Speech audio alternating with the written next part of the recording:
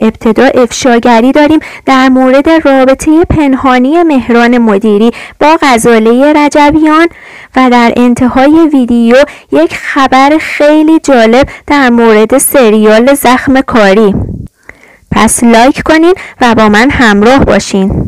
مهران مدیری یکی از مطرح‌ترین هنرمندان و کارگردانان ایرانی همواره به دلیل جایگاه ویژه‌اش در عرصه هنر و تلویزیون مورد توجه رسانه‌ها و مردم بوده. با این حال اطلاعات شخصی او از جمله مسائل مربوط به زندگی خانوادگی و ازدواج همیشه در حاله‌ای از ابهام قرار داشته و وی ترجیح داده که زندگی خصوصیش را از دید عموم دور نگه دارد.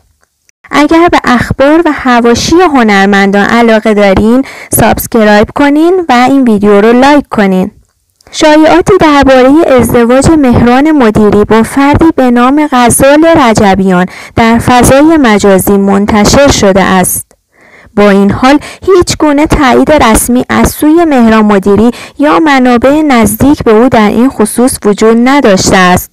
مدیری همواره از پاسخ به سوالات مرتبط با زندگی شخصیش خودداری کرده و تمرکز او بیشتر بر کار حرفه‌ایش در عرصه بازیگری، کارگردانی و موسیقی بوده است. غزال رجبیان طراح مد و لباس در دبی هست و چند شب قبل یک جشن لاکچری را استوری کرده بود و همسر مهران مدیری هم یک استوری غمگین گذاشته بود. و همین موضوع مهر تأییدی زد بر ازدواج مجدد مهران مدیری با غزاله رجبیان. آیا شما فکر میکنین چنین چیزی صحت داشته باشه؟ ولی وکیل مهران مدیری این قضیه رو رد کرده و گفته که اصلا صحت نداره. باید توجه داشت که بسیاری از اخبار در فضای مجازی ممکن است صحت نداشته باشند و بیشتر بر اساس شایعات یا گمان زنی ها منتشر شوند.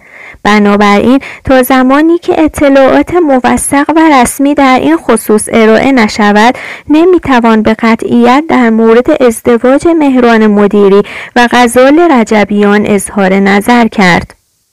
خبری هم از فیلم محبوب زخم کاری میخوام بهتون بگم. محمد حسین مهدویان، کارگردان سرشناس سینما و تلویزیون ایران، در مصاحبه‌ای در مورد انتخاب بازیگران سریال زخم کاری به نکته جالبی اشاره کرد.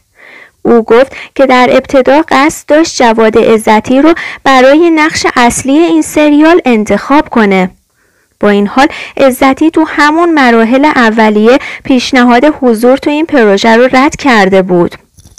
مهدویان توضیح داد که عزتی به دلایلی که به جزئیاتش اشاره نکرده از پذیرفتن این نقش خودداری کرده بود. او همچنین تأکید کرد که رد کردن این پیشنهاد توسط عزتی باعث شد که تیم تولید به سمت انتخاب محسن تنابنده بره. اما جالب اینجا بوده که اونها با محسن تنابنده قرارداد هم میبندن، ولی در نهایت قبل از شروع ساخت فیلم زخم کاری محسن تنابنده از تیم جدا میشه.